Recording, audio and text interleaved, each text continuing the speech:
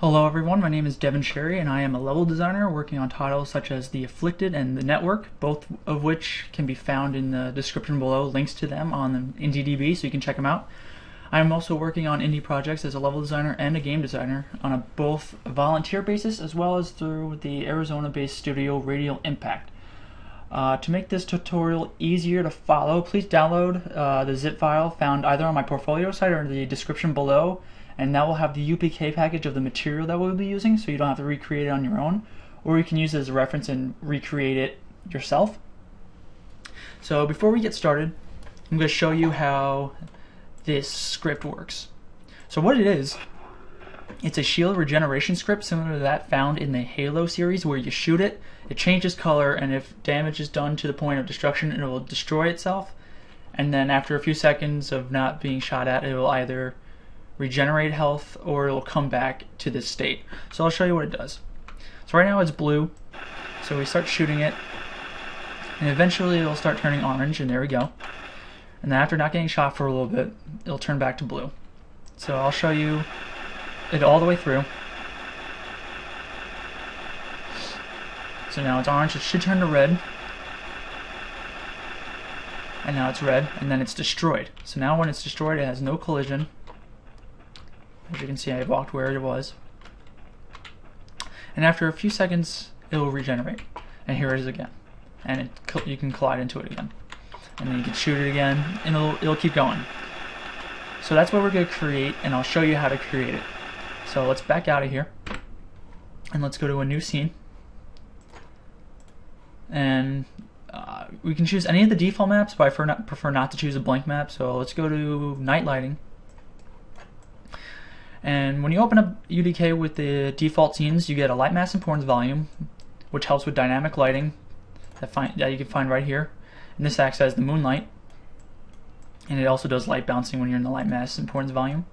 It also gives you a cube and a ground, which is good, as well as a fog, an exponential height fog actor, and a player start right here.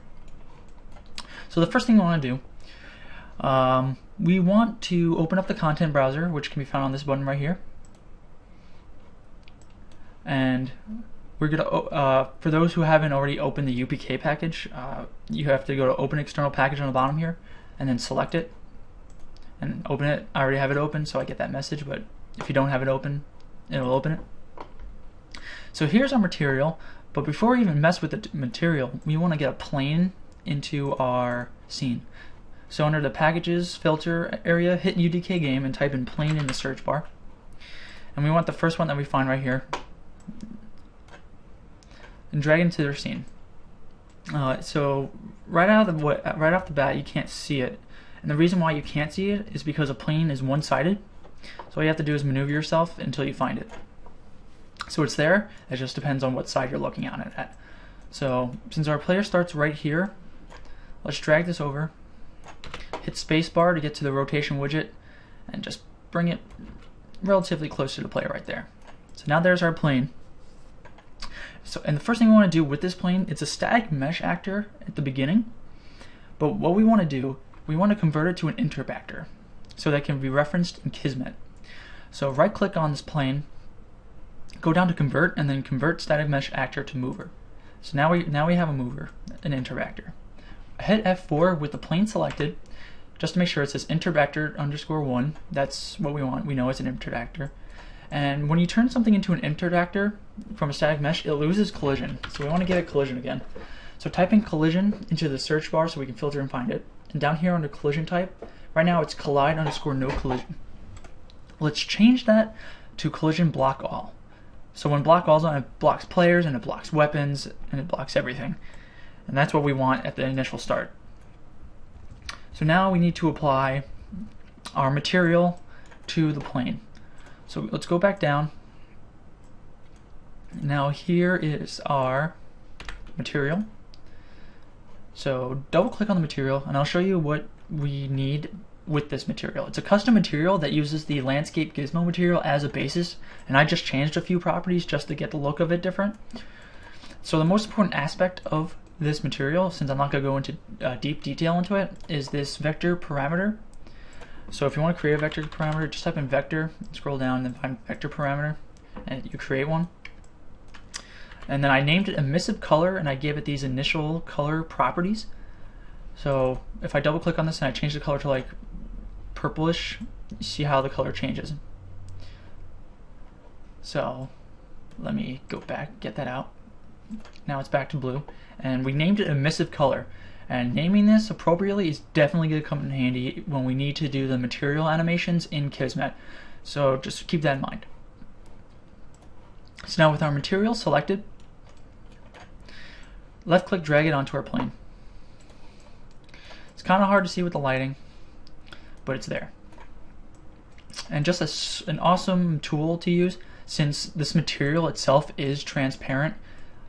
This button up here, allow translucent selection, this allows you to select translucent objects. So if this was off, I start selecting the ground because the material is transparent and it can't be selected unless this one's selected. It makes it a lot easier. So now we have this applied. This material is also two-sided, so now you can see it from both sides, so you won't lose it. So now we are able to move on, and we can open up Kismet and start with this Kismet script. So open up Kismet, which is this K button on top of this bar. Hit open, and you're gonna get a blank. You're gonna get a blank space. And the first thing we're gonna do before we even start the Kismet script is we gotta create 11 variables that we're gonna use throughout the script for organizational purposes and to keep us in that kind of programming mindset where keep things organized, clean, use comments, and all that jazz, just so it makes reading this script easier for people looking from the outside in. So the first variable we're going to create is going to be 8 different float variables. So the first float variable we're going to do, it's going to have a value of 0. So first I'll show you how to get to that float variable. So you right click an empty space in Kismet. You do new variable, go down to float, and then float. And its default is 0, so we don't have to worry about that. And we want to name this variable. So in its properties, go to var name, which is just short for variable name. And we're going to type in current shield total damage. So now our variable name shows on the bottom. So now to create the second one, just have this one selected and just hit Control-C, Control-V. It'll create a new one. Now this one, we want to have a value of 0 as well, and we're going to change the name to shield taken damage. So the first variable we created, that's going to keep track of the shield's current damage as it's getting damaged by the player.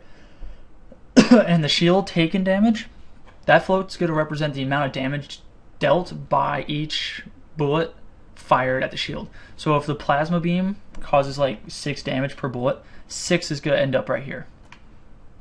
And we're going to keep it at 0, so once it does take damage, it'll get applied to this number.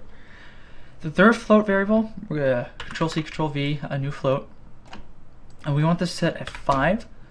And the variable name is going to be called shield regeneration time. And by the variable name, this is going to represent the amount of time that's going to need to be passed between being shot for the shield to start regenerating stuff. So for example, if I shoot the shield and don't shoot it for 5 seconds, then the shield's going to start regenerating health. So if this was 4 seconds, it would take 4 seconds before it started regenerating your health, and then 3, so on. So the next one, we're going to Control-C, Control-V. The next one's going to have a value of -150 and a variable name of health regeneration amount. So this is going to represent the amount of health it's going to regenerate every 5 seconds. So if I give it 200 damage with my gun, after 5 seconds it'll regenerate 150 of it back, so it'll have 50 damage. And if I don't do it again, it'll regenerate again. But I'm going to put in a system in place where the health of the shield will not go past 0. So as soon as it gets to 0, it stays 0. It doesn't go negative. So that'll be taken care of. The fifth float variable will be 0. So it's Control C, Control V, a 0 value float variable. And we're going to change the name, and we're going to change it to timer. This is going to act as our timer based on the variable name, and this is going to count how many seconds have passed, and we'll understand that better when we get to it. The 6th float variable will be set at 800, and we're going to name it red state damage amount. So if you remember from the demonstration of the script, after it has taken a certain amount of damage, it turns the color red. 800 is the amount of damage. So once the shield has taken 800 damage, the color is going to go from orange to red. So the next one we're going to do, Control C, Control V, that one, we're going to change the number to 400. We're going to change the name to orange state. So it takes 400 damage for it to turn blue to orange, and then 800 damage to turn from orange to red. And the final one is going to be a value of 1000, and we're going to call this one total shield health. So the shield health has a total of 1000. So once it goes from 800 to 1000, the shield's going to get destroyed, and that's when it disappears and loses collision. That's the amount of damage that it's going to have to take in general. So let's organize these a little better.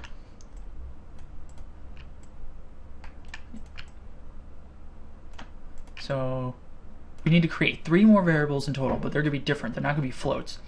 2 of them are going to be booleans. So let's go create a new variable. Right click, new variable, bool. And what a bool is, it's either true or false. It's very binary. That's why it's labeled 0 in its properties. 0 is false, 1 is true. And for both of these variables, we want them to be false. So let's just create 2 of them, and we're going to have to name them appropriately. So the first one we want to do is going to be called taken damage. This is going to help us make sure that we know it's taken damage, the shield. The second one is going to be shield hidden. So this is going to let us know when the shield has been hidden. That's going to happen when the damage dealt reaches the total health. So the third and final variable that we're going to create, it's going to be an object variable. So we do new variable, object. Right now it has question marks in the middle because it doesn't know what it's referencing. And what we want it to reference is our shield itself. So back into our perspective view, making sure the allow translucent selection button is enabled, click on our shield, go back into Kismet, and in our object variable properties under object value, hit this green arrow. Now it knows what we're referencing right here. We're good. And now we're going to name the shield. We're going to name it shield. So now we are all set. So next we can actually start with our script. So let's get to that. The first thing we need to do is create an event that checks whether or not the interbacter plane has taken damage or not. Without this initial event, the script would not function properly. So before actually we do that, we're going to do something very organizational. I like to do it. It's not really necessary, but it's good to make your Kismet readable, organized, and everything. So what I want you to do is hit Control-Alt, and then left-click, drag, marquee, select all your variables, and with them selected, hit C on the keyboard. And then we're going to call this variables. So now we got a clean box. All the variables are there. We're not going to lose them. And we're going to use a variable type called name variables to reference these variable types. So we're not going to be copying and pasting these. These are just going to be here so they can be referenced and unchanged by us physically by going in, instead of 1000, doing 900. We're going to keep this at 1000, and it will change through the script and through the use of name variables. So now back to the main event that causes the script to start is the taken damage. So with our shield in the perspective view selected, right click in Kismet, and down here under new event using interbacter _1, let's do take damage. So now that we have this working, we're going to have to change some parameters in its properties. So the first thing we're going to change is damage threshold. We're going to change that from 100 to 50.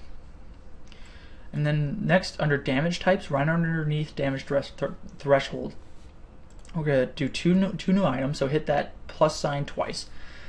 The first one we're going to do is link beam, and the second one we're going to do is UT damage type link plasma. Since I'm using the link gun in the editor, it'll recognize these damage types. If I was using a rocket launcher, it would not recognize that when I'm damaging the shield, unless I have it referenced in this section. But since I'm just using the link cannon gun, I'm going to just leave those two there. And the last and final thing we're going to do is max trigger count. We're going to set that from 1 to 0. And the reason why we're going to do 0 because 0 stands for infinite, which means this event can get fired off an infinite amount of times. If it stayed at 1, it would only fire once. So now that we have that set up, we have to plug in a variable to represent the amount of damage taken by the plane, which is our shield.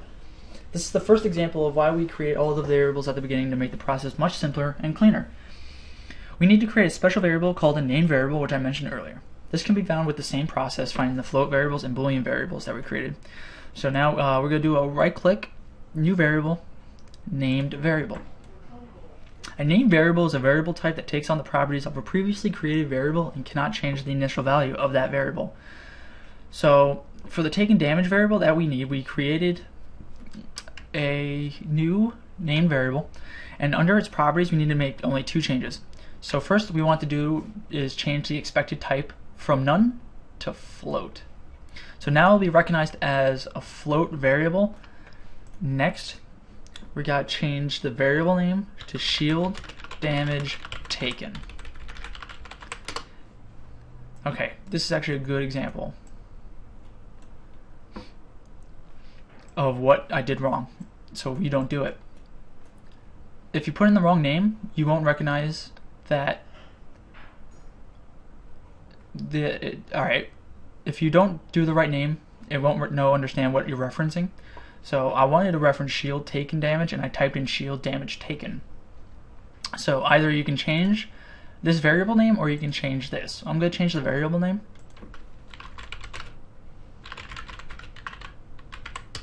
So now we got the check mark. That means it knows it's referencing this variable. So now that we have that, let's plug this into damage taken. So now every time this shield takes damage, it's going to be placed into this variable. And since it's at 0, that means whatever this damage is, this is what it's going to be. So if the damage taken is 7, this will become 7. So all we have to do now is we got to create a set variable node. And what we're going to do next with this set variable node is we're going to set one of our boolean variables to true whenever the interactor has taken damage, which means every time this event fires, we're going to set this boolean variable to true. In order to do this, we need to create a set variable node that allows us to set a variable to a new value whenever we want. And in our case, we want our taken damage boolean variable that we created at the beginning to true whenever our shield takes damage from the player. So the first thing we need to do is create the node itself. So let's go right click, new action, set variable bool. So here we go. So the first thing I'm going to do is I'm just going to plug the output into the input of bool. So they are now connected. We don't have to change any of the properties of the set variable node that we just created. What we need to do now is set the target, which means what we need to do now is set the target, meaning which boolean variable we want to change. We want to change the taken damage boolean right here from false to true. So what we're going to do, I'm going to copy and paste this named variable, change its expected type to bool, change its name to taken damage, still got that check mark, and enter it into the target. So now that it's going to target our variable here. And the value is basically saying, what value do you want to set this target to? Since we said we wanted to set it to true, we're going to have to plug into a boolean variable that is set true. So I'm going to do right click, new variable bool. And then under b value, change that to 1 to make it true. And then plug it in. So now that we have that set up, we can move on. So now we have to compare boolean values in order to proceed with adding any type of damage to the shield. So first we need to create a compare bool node. So let's do new condition, comparison, compare bool. So here's our compare bool. With this compare bool node, all we care about is whether or not our taken damage boolean is true, meaning that our shield is taking some sort of damage from the player. Both the bool and the result outputs at the bottom of the compare bool node will be plugged into the taken damage name variable that we created for the set variable node. So I'm going to just Control C, Control V, and plug both of these in. And then I'm going to take the output of the boolean set variable node and plug it into the input of the compare bool. So this is the point in the Kismet sequence where we start assessing the damage being dealt in the shield by the player. This is a very simple float addition, so nothing's going to get too complicated. So the first step is to create an add float node into our sequence. In order to do this, just right click an empty space, do new action, math add float. So this is our add float. So basically it takes in two floats, adds them together and gives us a float result. It also gives us an int result if they're whole numbers. Well, all I really care about is the float result, just to keep everything the same variable type. So whenever the taken damage variable is true, we want to do math. We want to add floats together to assess the damage taken by the shield. So the first thing we gotta do, we need to create a new name variable. So I'll just create a new one, name variable. Expected type, we want to do a float. And the variable name is going to be current shield total damage. So we got that check mark, so we got the name right. It should be represented by this variable right here. Now we need to create the newly created current shield total damage name variable into both the A output and into the float result output. And I'll explain why in a second. Let's just move that around. So we have A and the float result, but now we have to add another variable to this formula to represent the B parameter right here. Since we are adding the damage taken by the shield to the shield's current damage and the result is then the new shield's current damage, the B variable will be represented by the name variable we created for the damage taken output of the interactor take damage event, this one. So you can either plug it in like this, or you can just copy and paste a new one and plug it into B, whichever one you want to do. Personally, I like to do it this way. No particular reason. So now that we have this simple addition together, we need to compare some float values before we're even close to starting our matinee animation. So this is where the values for our orange state and red state come in handy, because after this addition, we want to compare the values of our current shield damage to either the orange state or the red state, depending on where we are. So the first thing is to create a compare float node. So let's do new action, new condition, comparison, compare float. Here's the compare float. It takes an A and a B, and those are the two values you are comparing. So the first value of A will be the current shield total damage. So I'm just going to create a new one just so it doesn't expand too much. And now that's our A. Now for the value of B, we need to create a new name variable to represent the first tier damage total that we want the shield to reach before the color change can appear. So we basically want to make a name variable to represent the orange color state damage amount. So I'm going to create a new one of these name variables. I just copy and pasted the one because this one's also a float. Let's go back to our variables just to double check on what our names are. So it's called orange state damage amount. So let's type that in.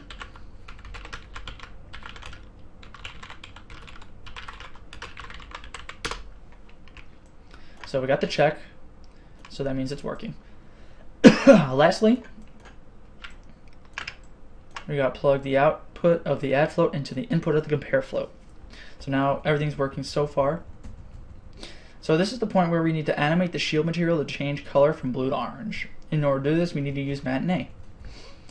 The first thing we have to do is create a new matinee node. So right click, do new matinee, position it. So now we need to double click, and now this is matinee. Double clicking opens matinee. So there's a lot of stuff with Matinee. I'm not going to go into too much, but I'm going to do some quick setup stuff here. So up here with the magnetic, this is our snap. This makes moving this cursor easier. I have it set to 0.5, but you can have it set to 0.1, 0.05, 0.01, or any of these snaps.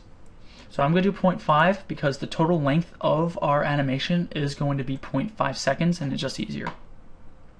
So first let's set up our time frame. So right here, this area right here, this is our time frame. It's like a lot of video capturing software. It's just a timeline. So the very end of our timeline is at 5 seconds, represented by this red triangle, and the slightly lighter gray area. So all you have to do is left click and just drag it to the left and use the white bar on the bottom to slide left or right. So let's bring that to 0.5 seconds. And now that we have the total time, you can use the scroll wheel to zoom into the timeline to get an accurate depiction of the timeline. So now we have to set up a few things. This is where the material name in that parameter came in handy. So first we're going to right click, do add new empty group. And it's going to ask you to name this group. I'm going to call this orange shield. Just so you know, with naming conventions in here, I don't believe it allows for spaces. I might be wrong, but make sure you name these appropriately as well. Don't give them like random names. It's going to hurt you in the future. So now we have our new empty group made. What we're going to have to do is right click on it and then do a new vector material param tracker. And this is where we're going to be affecting the material. And just in case I didn't say it, and I should have, so I'm going to go back and say it now. When you create the new empty group, make sure the object, the plane itself, is selected in our perspective mode before you create that empty group, so that it knows to represent that object. If I had the ground selected and I did the orange shield, it would use the ground instead, and we don't want that. So make sure the object you want to manipulate in Matinee is selected before you even create a new empty group. So now, selecting our new material param track, let us start plugging in the materials that we want to plug in. So down here in the properties, under materials, hit the plus sign, and now it's going to give you the option to plug in a target material. So our target material is going to be the material in our content browser. So with the material selected in the content browser, go back into Matinee and hit the green arrow. So now it knows it's representing that material. So next we gotta do a param name. This is where the emissive color comes in handy. So let me go back in real quick. So param name, we want to reference this parameter, so we have to give it emissive color as the name, so it knows to give it that parameter that we're affecting. So in Matinee, under param name, do emissive color, or whatever you named it. So now you can see how it's disappeared? The reason why it's disappeared is because of the default values that Matinee gives the colors for the shield. So in order to see that, the black box next to the material param, click that, and then above it you'll see a chart. Let me expand this. You're going to see a line graph, and right now it's not saying anything. And the reason why it's not saying anything is because we haven't started a keyframe yet. And what keyframes does, adding a keyframe does, is it basically sets the timeline of our animation. So saying we're going to set a keyframe at 0, 0, and then we're going to set another keyframe at 0.5. So the length of the animation is going to take place between these two keyframes. So what we want to do is we want to give the default the default blue color that the shield material starts with. So we're going to do that, but first I'm going to mention how I added a keyframe. To add a keyframe, you take the slider anywhere you want, and then you hit enter, and it creates a keyframe for you. Right now, since I have snapping to 0.5, it will either snap to 0 or 0.5, but if this was lower at 0.1, it would snap to the nearest value of iterations of 0.1.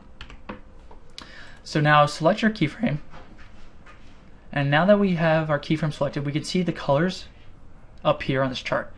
And so the original default values of our color shield is 5 for blue, and green 1, and then red 0. So first we want to do is we want to right click on the blue on this upper line graph and set value. Set that to 5. So now we see kind of a graph starting to take place.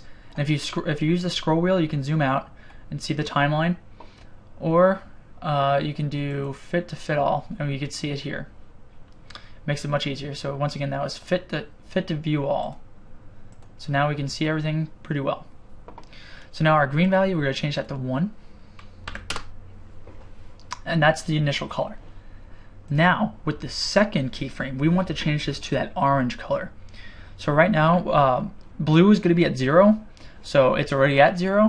So what we want to do is just select the color blue up here, so it just hides it, so we don't have to worry about it. So next, green is going to be 1 as well, and red is going to be 5.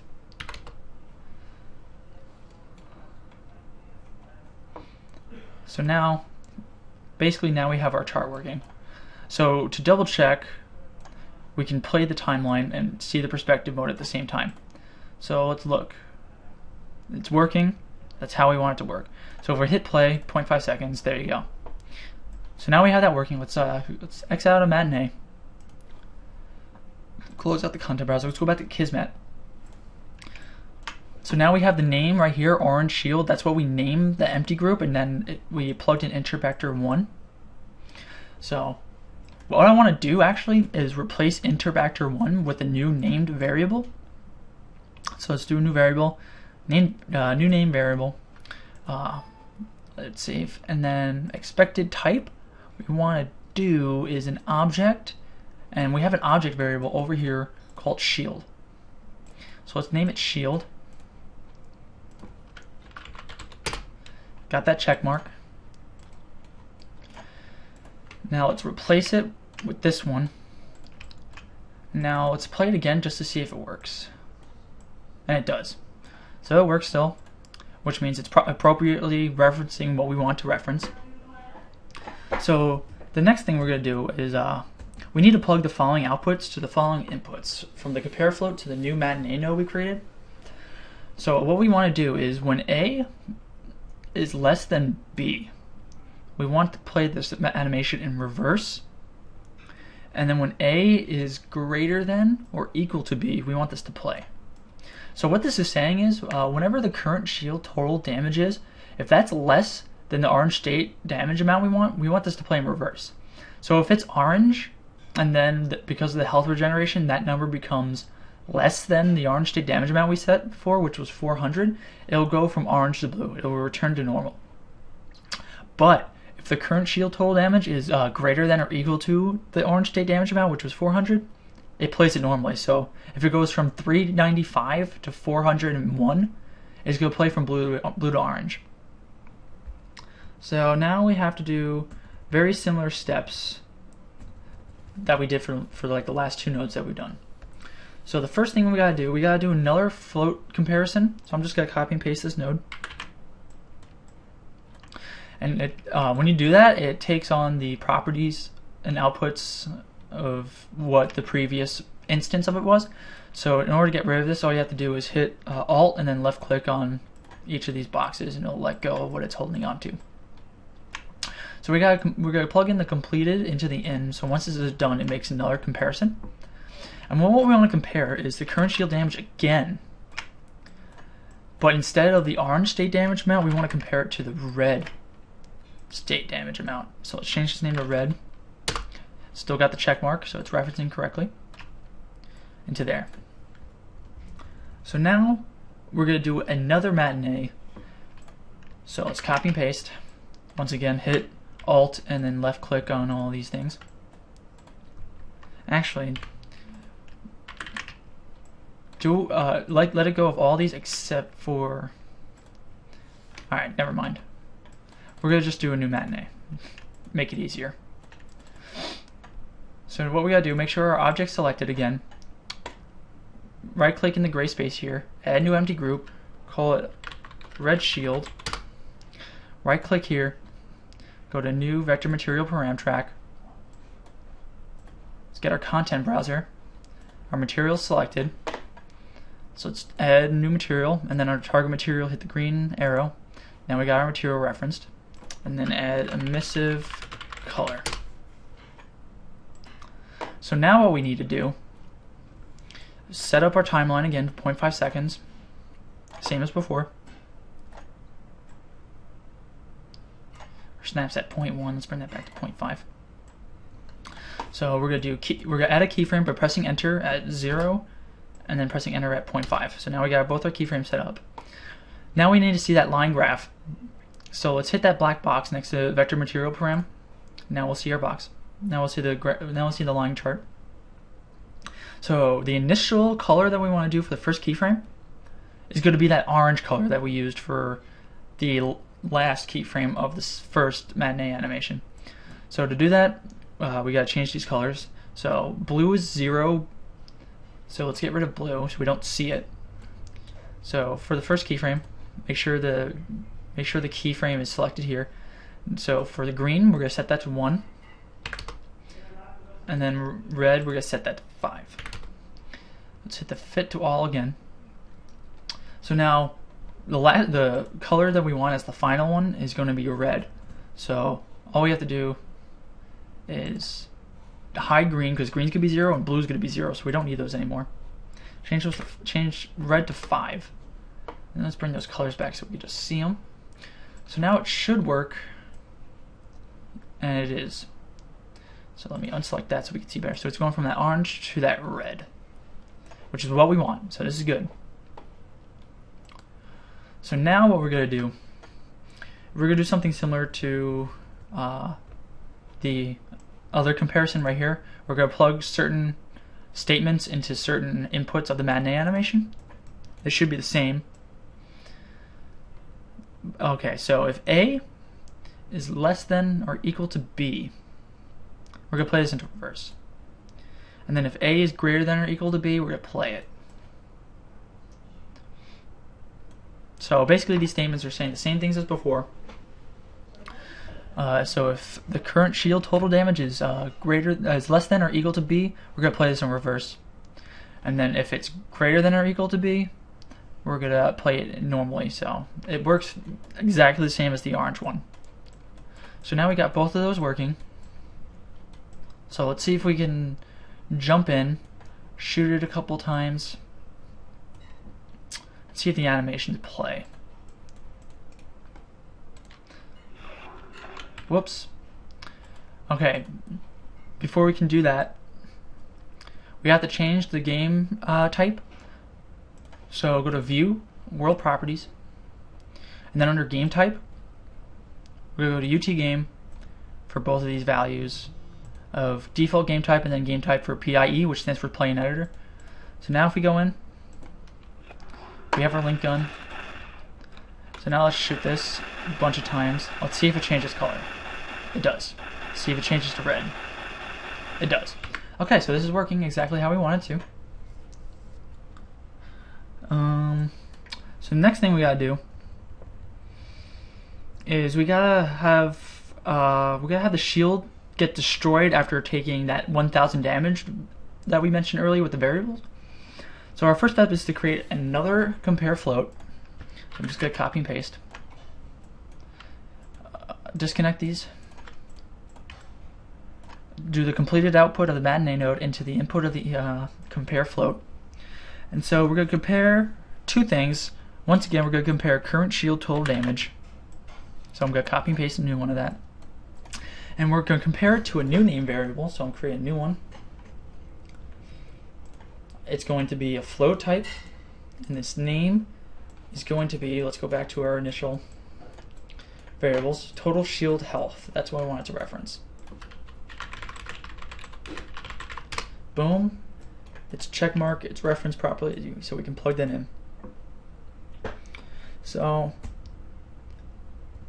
we need to find a node that we haven't seen yet called change collision, and we're also going to find another one called toggle hidden. So I'm going to take both of those out. So first I'll do change collision. So we got to go new action, actor, change collision. So change collision allows us, as the name of the node tells us, we're allowed to change the collision of the target to whatever we want. So basically what we want to do is when the shield has taken damage equivalent to its amount of health that we gave it, we want to change the collision from block all to no collision. So in its properties under collision type, hit no collision, and under target, we want to reference our shield. So I'll copy and paste that name variable, plug in the target. While I'm here, I'm going to copy and paste a new one and put it into the red shield like we did for the orange one. It'll work fine. Next, we're going to do the toggle hidden. So new action, down in the bottom is toggle, then toggle hidden. We don't have to change any of these properties. All we have to do is plug in the appropriate target. So now these both are representing the shield. So what we want to have happen is when A is greater than or equal to B, meaning if the damage the shield has taken is greater than or equal to the amount of health that we give it, we want to hide the shield, and we also want to change its collision to no collision. So let's see if that's working. So play from here.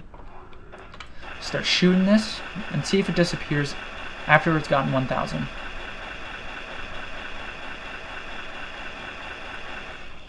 Okay, we're getting an error.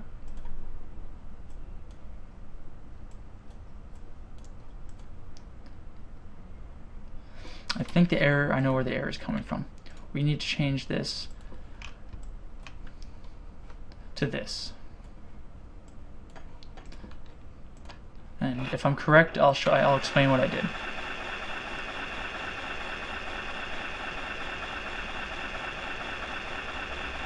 Yeah, it's working. Okay.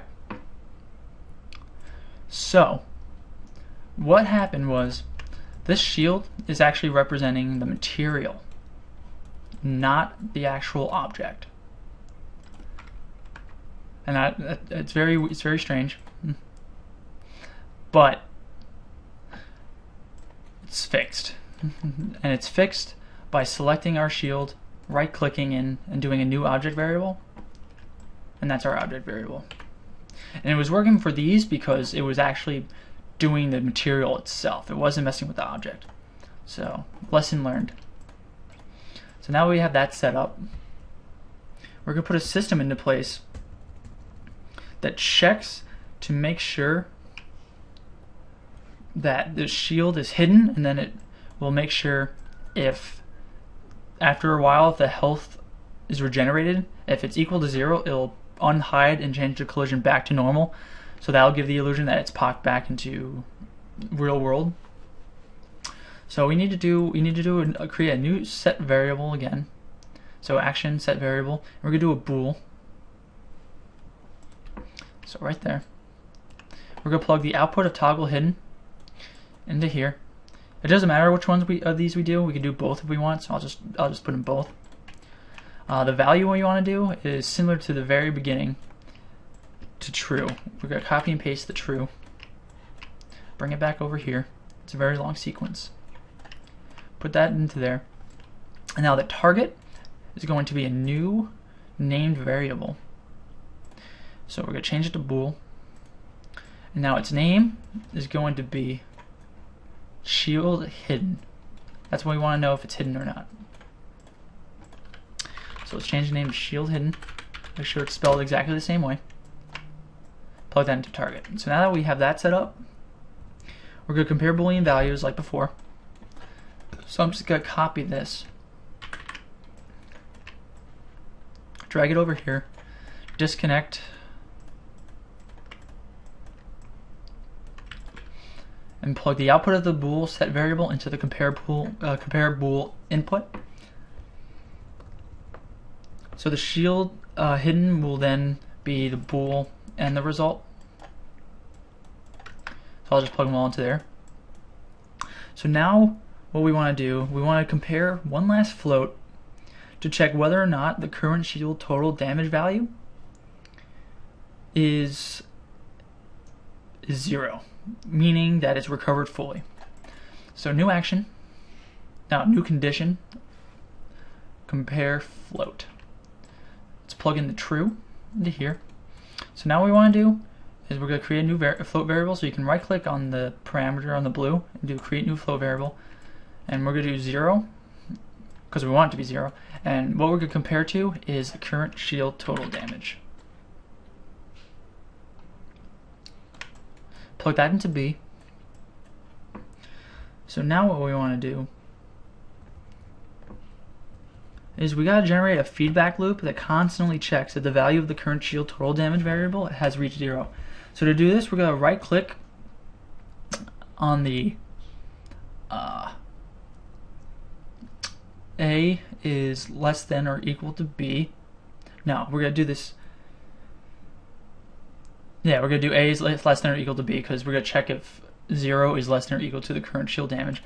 When this is happening, right click on the parameter, the output, do set active delay, set that to 0.1, and then plug this into the input. So now as long as the current shield total damage is greater than or equal, it's going to keep checking if it's less than it is.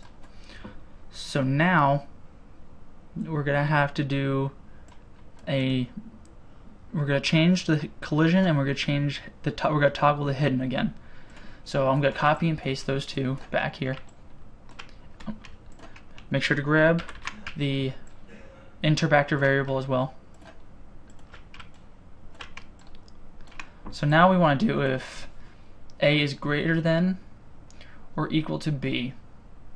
We're going to unhide, and we're going to change the collision. So we have to go back into the collision and give it block all again.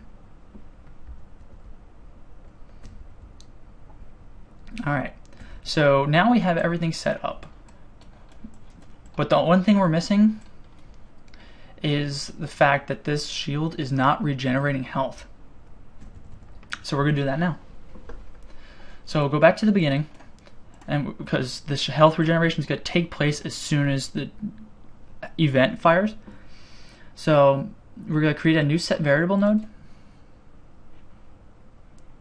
we're going to do a float. So our value, what we want to do, we're going to create a new float variable. We want the value to be 0, but the target is going to be a new named variable. And it's going to be float, and we want it to represent the timer.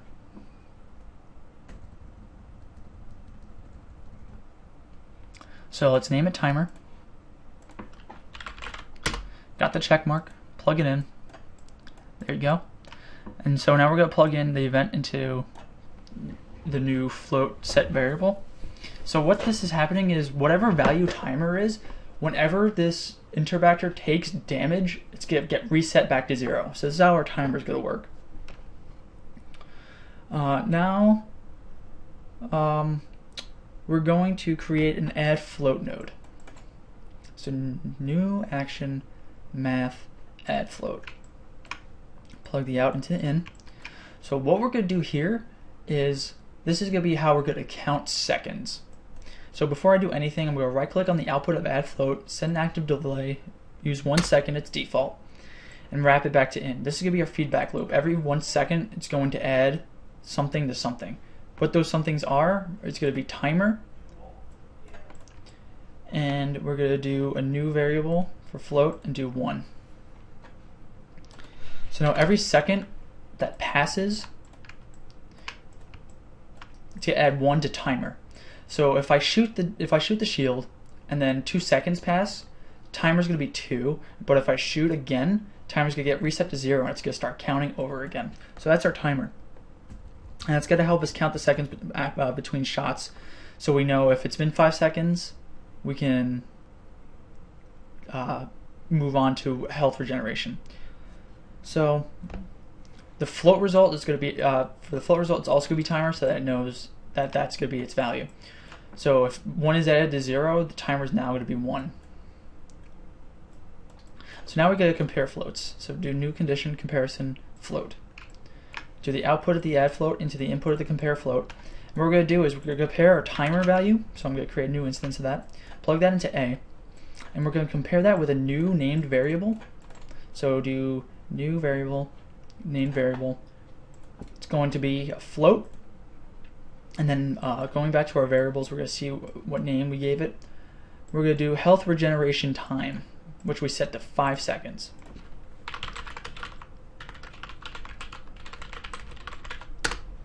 Okay, I spelled something wrong.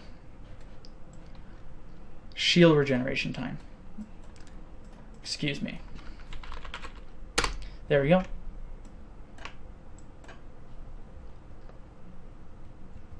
So now what we need to do, when the timer is equivalent to the 5 seconds we have set for our shield regeneration time, we want something to happen. And we need to get a certain property from our shield, and that property is its current health. So we need to get a node called get property. So new action, go to object property, go to get property.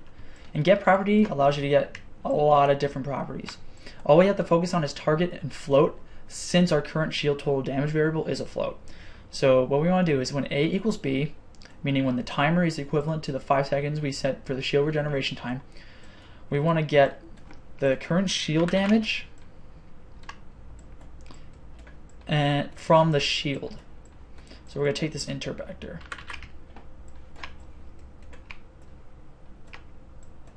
So you plug those into get property. So now that we have this property, we need to do another add float. So let's do new action, math, add float. So what we're going to do here, output goes into the input. So output from get property, put it into add float input. So here is where we're going to start subtracting damage from the shield. So copy and paste the current shield damage, put that into A. And then for B, we're going to create a new we're going to do a new name variable. So let's go to new variable, named variable. It's going to be a float. Now let's go back to our variables. And I named it health regeneration amount. Is it health or shield? Yeah, health. Okay. You gotta be careful when you're doing these. You gotta get the names right. Got the name right. So now, since we set this to negative 150, this is going to add negative 150 to the current shield damage. And then for the float result, it's going to be our current damage again. So if current damage is 200, it gets 200 minus 150, and then the 50 is the new float result, and that's put into current shield. So now the current shield went from 200 to 50, which is what we want. So now we gotta put in a delay. So we're gonna put a delay in. So a shortcut for it is holding D on the keyboard and left clicking. So now we have a delay. So let's do the output into the start of the delay. And plug for the duration, we're gonna do health regeneration amount. No, we're not. We're gonna do shield regeneration time. Sorry. So plug that in. So now the duration of this delay is 5 seconds, like the shield regeneration time. And we're also going to be putting in the output of add float here to the comparison float that we did earlier for the current shield and the orange state. And this is because after this math is done, we want to check it. So if we didn't do this, it would never heal properly. It took a lot of trial and error to figure that out. So we need to do, after it's finished, we're going to put it back into the add float. So after 5 seconds, it's going to keep regenerating health. This is where the loop is for 5 seconds. So after the initial 5 seconds, it's going to heal, and then it's going to wait another 5 seconds and heal, and then wait another 5 seconds and heal. So that's what we want, and that's how it's set up. We need to create one last compare float. Luckily there's one right here. So if you copy and paste, just get rid of all the previous connections. and go from finish to in. So now we're going to compare whether or not the current shield damage amount is equal to or less than 0. So let's get the current shield damage, plug that into A, and then right click on the B, create a new variable, make that 0. So the reason why we're going to do this is because after, like, if we don't do this, the shield regeneration will go negative.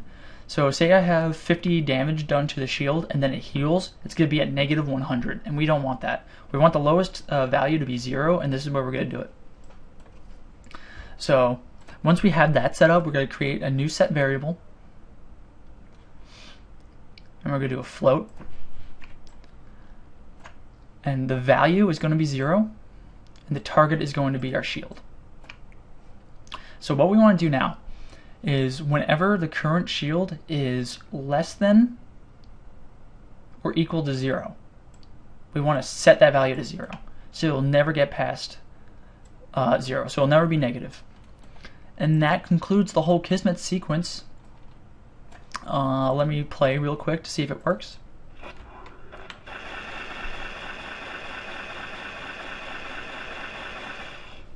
See if it recovers damage.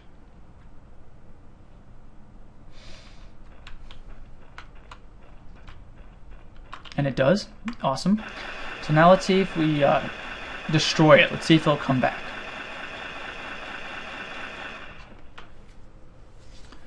So now we gotta wait a little while.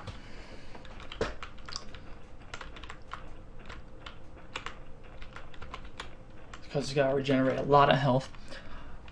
I'll take this time to let everyone know all the information you're going to need is going to be in the description below. You'll get access to the written version of this tutorial, just in case I spoke too fast or something was unclear. You can go into the written tutorial to see a step-by-step. And I'll also provide you with the UDK package, a link to it, where you can download it so you'll get the material, so you can look at it, mess with it, or if you just don't want to mess with it, you'll have it so it'll work properly. So now we see the material came back, and so did the plane. It has collision, so everything works perfectly. Yeah, it's a pretty long sequence, but once you've done it once, you don't have to do it ever again. And it's a good way to practice good scripting practices, using the named variables, making sure all the values stay the same. So that's about it. Thank you for watching. Once again, my name is Devin Sherry, and if you like this video, please comment below if you want me to do another tutorial on something about the Unreal Development Kit, whether it's learning how to use the brushes, whether it's creating materials, importing assets, level design, you name it. I most likely know how to do it, and if I don't, I'll learn how to just to make the video for it.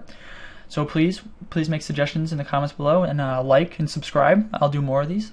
So thank you, and thank you for watching.